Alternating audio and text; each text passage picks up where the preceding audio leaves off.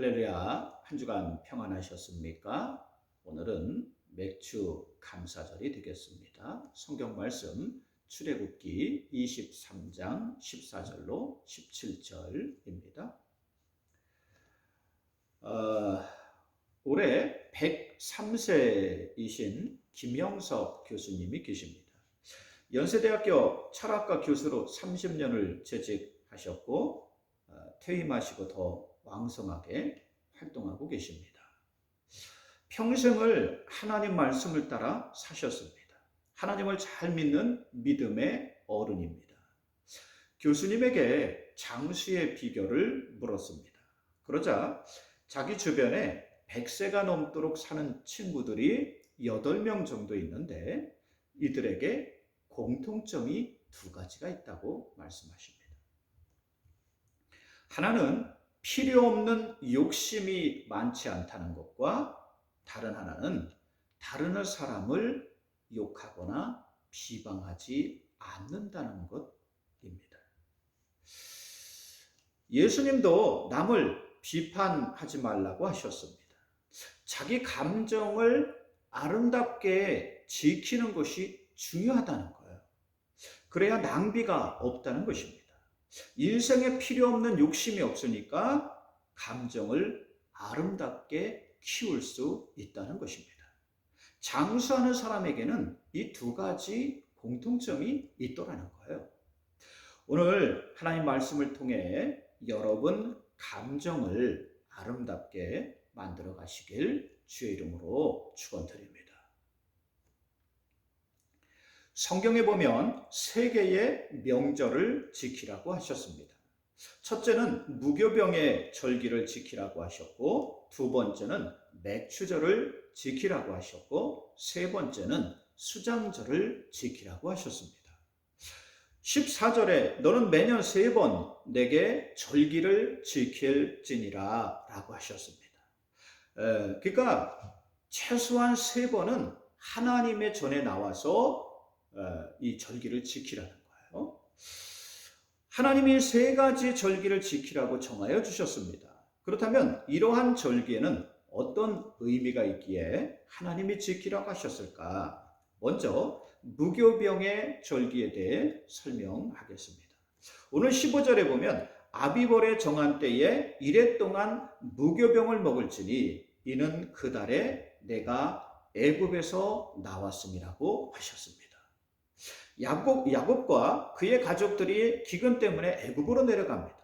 그들은 애굽의 총리로 있던 요셉의 보호 아래 안정되게 또 편안하게 살 수 있었습니다. 자손도 번창하며 수적으로 늘어갔습니다. 그러나 시간이 지나면서 요셉을 알지 못하는 파라오가 나타나게 됩니다. 그러면서 애굽 사람들은 수적으로 증가하는 이스라엘 민족에 대한 두려움을 가지게 됩니다. 그래서 이들을 핍박하고 강제노동에 동원시켰어요. 점점 여러분 억압하고 그래야지만 이들이 잘 안 될 것 같았거든요. 이스라엘 민족은 애굽에서 이렇게 핍박받으면서 오랜 시간 동안 시달렸어요. 그리고 마침내 때가 되었을 때 하나님은 이스라엘 민족을 애굽에서 이끌어내셨습니다. 애굽에 10가지 재앙을 내리면서 이스라엘 민족을 나오게 하셨어요. 마지막 재앙이 내리던 날 하나님은 이스라엘 민족에게 급하게 애굽을 떠날 준비를 하라고 명령하셨습니다. 그래서 이들은 급하게 짐을 싸고 먹을 것을 준비했어요. 이때에 누룩을 넣지 않은 떡을 준비하였는데 이것이 바로 무교병이에요. 무교병은 누룩을 넣지 않았다는 뜻입니다. 그러니까 누룩 이 효모를 넣어가지고 발효될 때까지 이게 이렇게 부풀어 오른 다음에 여러분 음식을 만들어 먹거든요. 근데 시간이 없기 때문에 이렇게 하지 못한 것입니다. 이것을 기념하는 절기가 바로 무교병이에요. 무교병의 절기는 하루가 아니라 일주일 동안 계속됩니다. 이 절기 속에 무교병이 일주일인데 그 안에 유월절도 들어있는 거예요. 고집스러운 애굽에 하나님이 마지막 재앙을 준비하셨습니다. 그것은 바로 애굽에서 첫 번째로 태어난 모든 것을 하나님이 다 쳐서 죽이겠다고 하셨어요. 만약 이러한 재앙을 면하려면 어린 양을 잡아 그 피를 문틀에 바르라고 하셨습니다. 이러한 집은 하나님의 죽음의 천사가 그냥 넘어가실 것이라고 하셨어요. 이스라엘 민족은 하나님의 명령대로 모두 다 어린 양을 잡아 그 피를 문설주에 발랐습니다. 몇 번이고 확인하고 또 확인했어요. 바로 이들의 생명이 여기에 달려 있었기 때문입니다. 그러나 애굽 사람들은 하나님의 명령을 끝까지 무시했습니다. 아무도 그 문에 피를 바른 사람이 없었습니다. 결국 최후의 시간이 왔고 피를 바르지 않은 애굽의 모든 집안의 장자들이 죽었습니다. 짐승에 처음 태어난 것까지도 하나님의 죽음의 천사가 다 쳤습니다. 그래서 애굽 전체에는 통곡 소리가 그냥 넘쳐났어요. 그러나 이스라엘 민족에게는 하나도 이러한 재앙이 미치지 않았습니다. 그 문에 어린 양의 피가 발라져 있었기 때문입니다. 하나님의 죽음의 천사가 그냥 그 피를 보고 넘어간 거예요. 그러므로 6월절을 영어로 이 원어로는 파시카라고 하는데 이 영어로는 패스오버이라는 뜻입니다. 이것은 그 뜻 그대로 패스오버, 그냥 넘어간다는 뜻이에요. 바로 이러한 절기를 기념하는 것이 무교병입니다. 무교병은 바로 하나님이 이스라엘 민족을 구원해 주신 날을 기념하는, 하나님의 구원의 은혜를 늘 잊지 말고 기념하는 것입니다. 우리에게도 이러한 구원의 은혜가 있습니다. 바로 예수 그리스도가 6월절 어린 양이시기 때문에 성경에 예수님이 바로 모든 민족을 구원하는 하나님의 어린 양이라고 하셨습니다. 요한복음 1장 29절에 세례 요한은 예수님을 보고 보라 세상 짐을 지고 가는 하나님의 어린 양이로다 라고 하셨습니다. 예수님이 모든 사람을 살리는 하나님의 어린 양이라는 거예요. 모든 사람은 하나님의 심판을 받습니다. 그 삶에 대한 심판을 여러분 다 받습니다. 히브리서 9장 27절에 그러므로 한 번 죽는 것은 정해진 것이고 그 후에는 반드시 하나님의 심판이 있다고 하셨어요. 요한계시록 20장에 보면 이러한 심판의 모습을 우리에게 잘 보여주는데, 하늘에 하나님의 보좌가 있고 그 앞에 책들이 펼쳐져 있는데 또 다른 책이 펴졌으니 곧 생명책이라. 죽은 자들이 자기 행위를 따라 책들에 기록된 대로 심판을 받으니 누구든지 생명책에 기록되지 못한 자는 뜨거운 불못에 던져지더라 라고 하였습니다. 우리가 이 땅에서 어떻게 살았는지, 무엇을 위해 살았는지 하나님이 심판하신다. 이러한 심판에서 어떻게 구원을 받느냐? 생명책에 어떻게 기록이 되느냐? 바로 예수 그리스도를 통해 구원을 받습니다. 예수 그리스도를 믿음으로 생명책에 기록되게 됩니다. 예수님이 하나님이 보내신 어린 양이시기 때문이에요. 로마서 8장 1절에 그러므로 이제 그리스도 안에 있는 자에게는 결코 정죄함이 없나니 이는 그리스도 예수 안에 있는 생명의 법이 죄와 사망의 법에서 우리를 해방시켰기 때문이라고 하셨습니다. 무교병의 절기를 지키라는 것은 바로 하나님의 구원의 은혜를 늘 기억하고 살라는 뜻입니다. 예수 그리스도를 통해 우리가 구원을 받았어요. 우리는 늘 이것을 기억해야 합니다. 여러분들이 이러한 사람들이 되시길 주의 이름으로 축원드립니다. 두 번째는 맥추절을 지키라고 하셨어요. 오늘이 바로 맥추절입니다. 맥추절은 어떠한 날인가? 16절에 맥추절을 지키라. 이는 내가 수고하여 밭에 뿌린 것의 첫 열매를 거둠이라고 하셨습니다. 우리가 밭에 곡식을 심습니다. 그러면 그 중에 제일 먼저 열매를 맺고 거둘 수 있는 것이 보리입니다. 바로 요맘때쯤 보리가 익어가요. 예전에 보리고개라는 것이 있었습니다. 지난해에 거둬들인 곡식이 겨우 내내 다 먹고 봄이 되면 이게 이제 이렇게 양식이 떨어져가요. 보리를 거두기 전까지 아무것도 먹을 것이 없었어요. 그러면 사람들이 풀뿌리를 캐먹거나 나무 껍질을 벗겨서 그 연한 부분을 끓여가지고 그 죽을 먹었습니다. 이때에 많은 사람들이 병이 들거나 죽었어요. 먹을 것이 없었기 때문입니다. 그러다가 보리를 수확하게 됩니다. 누렇게 익은 그 보리를 수확할 때의 그 기쁨은 이루 말할 수 없었다는 거예요. 그러므로 보리는 생명과도 같았습니다. 이러한 수확을 거두게 하시는 하나님께 감사하는 절기가 바로 오늘 매추절인 것입니다. 성경에 사람이 심고 물을 주고 돌볼 수는 있습니다. 그러나 이것을 자라나게 할 수는 없다고 했어요. 이것을 자라나게 하시는 분은 오직 하나님 한 분뿐이시라고 했습니다. 여러분, 세상에 있는 생명을요, 우리가 자라게 할 수는 없습니다. 우리 여러분 인생도요, 우리가 여러분 다 해나가는 것 같지만 여러분, 이 생명의 주인은 하나님이십니다. 하나님이 열매 맺게 하셔야 열매를 맺을 수 있다는 거예요. 사람의 일도 마찬가지인 거예요. 우리가 바쁘게 일한다고 해서 결실이 맺어지는 게 아닙니다. 우리가 열심히 일한다고 해서 그 일이 되는 게 아니에요. 인생의 열매도 하나님이 맺어가신다는 사실이에요. 그리고 하나님 없이 사람의 심으로만 맺어가는 열매는 오히려 해가 돼요. 오히려 독이 되는 수가 더 많습니다. 재물에만 욕심을 내어 모아가면 그 재물 때문에 망하는 수가 많습니다. 하나님 없이 출세나 성공을 위해서 달려가면 오히려 그것 때문에 망하는 수가 더 많습니다. 세상적으로 잘 되었다고 해서 성공한 게 아니에요. 세상적으로 여러분 다른 사람이 부러워하거나 알아준다고 해서 성공한 게 아닙니다.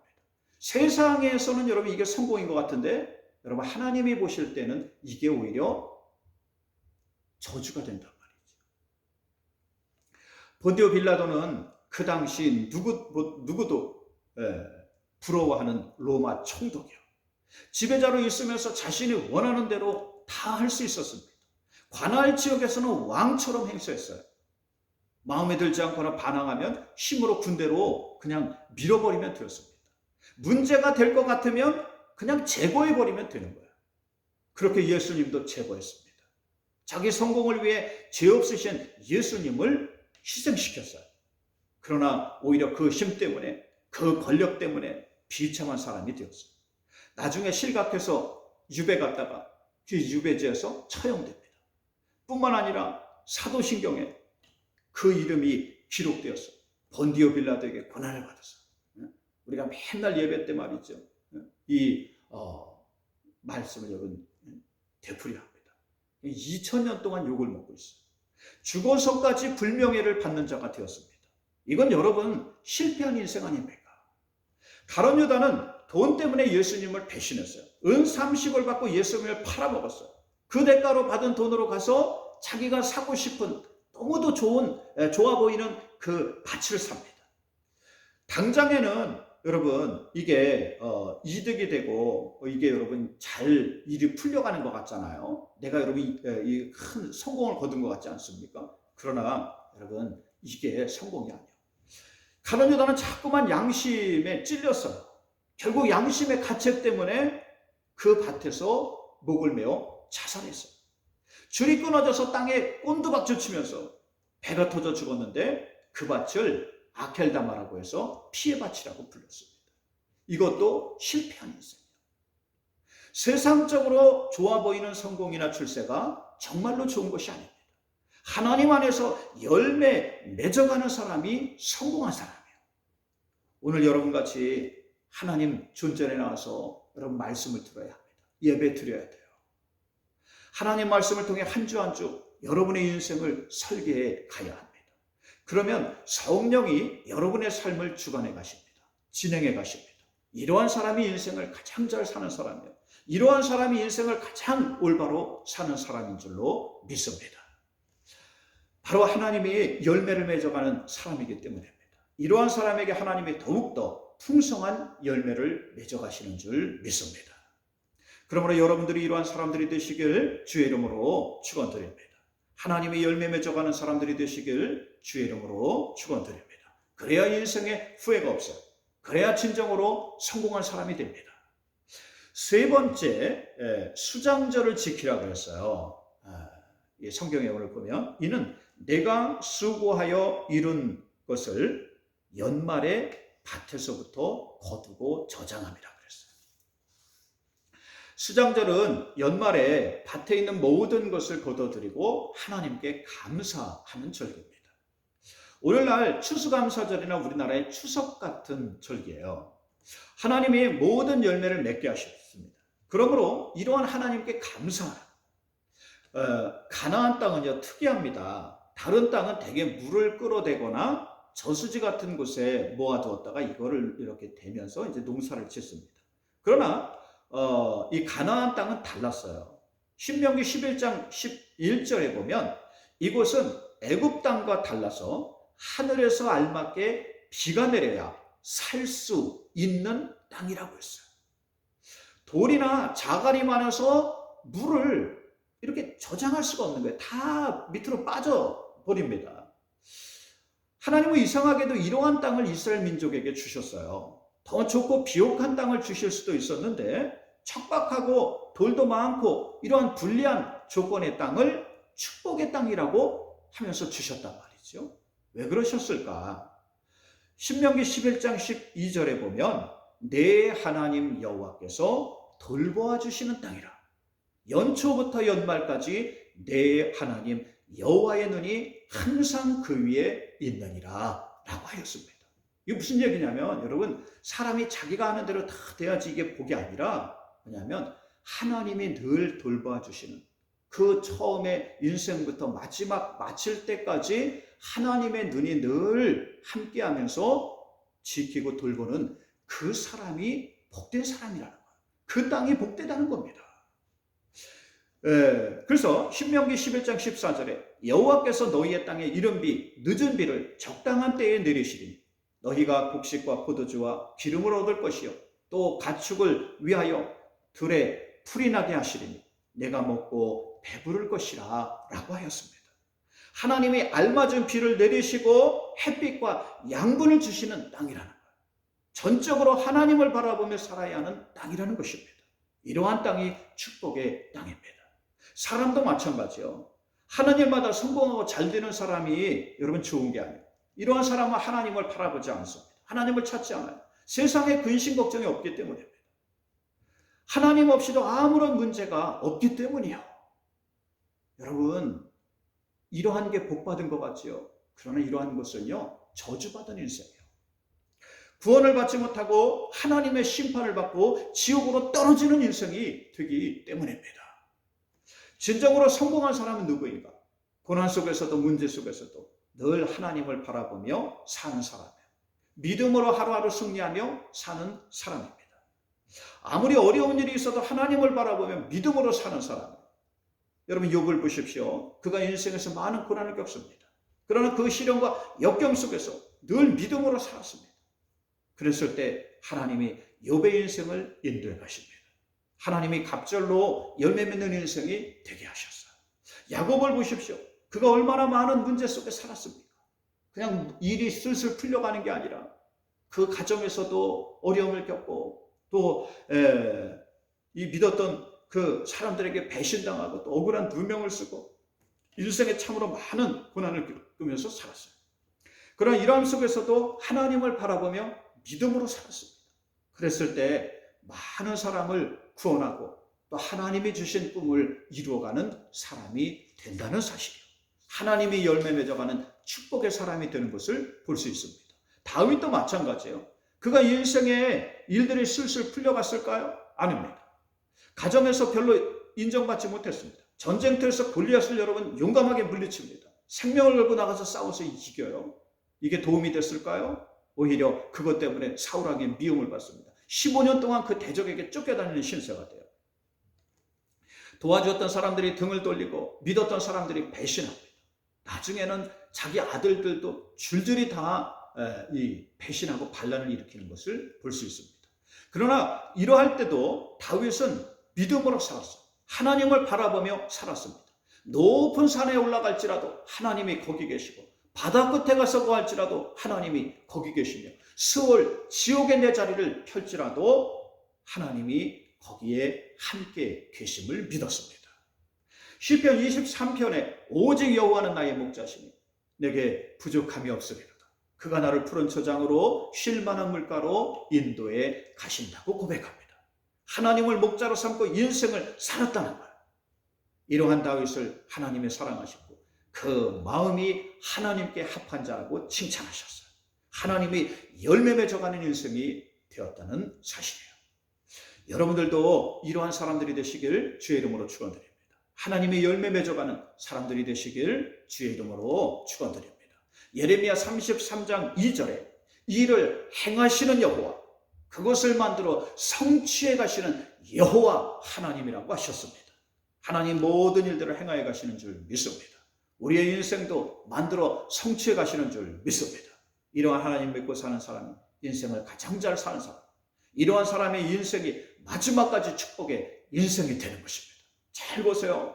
세상에 여러분, 과연 끝까지 내가 후회 없이 붙잡아야 할 것이 무엇인지, 내가 정말 무엇을 위해 살아야 할지 여러분 잘 이것을 판단하고 우리가 살아가야 합니다. 여러분들이 이러한 사람들이 되시길 주의 이름으로 축원드립니다. 하나님이 만들어 가시는 인생이 되시길 주의 이름으로 축원드립니다. 하나님은 우리 인생 전체의 의미를 들고 절기를 지키라고 하시는 거예요. 늘 예수 그리스도를 통한 구원의 은혜를 생각하라는 겁니다. 하나님 안에 열매 맺어가는 사람이 되라는 거예요. 그리고 인생의 마지막까지 하나님 안에서 열매를 맺어가는 사람이 되라는 것입니다. 오늘 맥주 감사절입니다.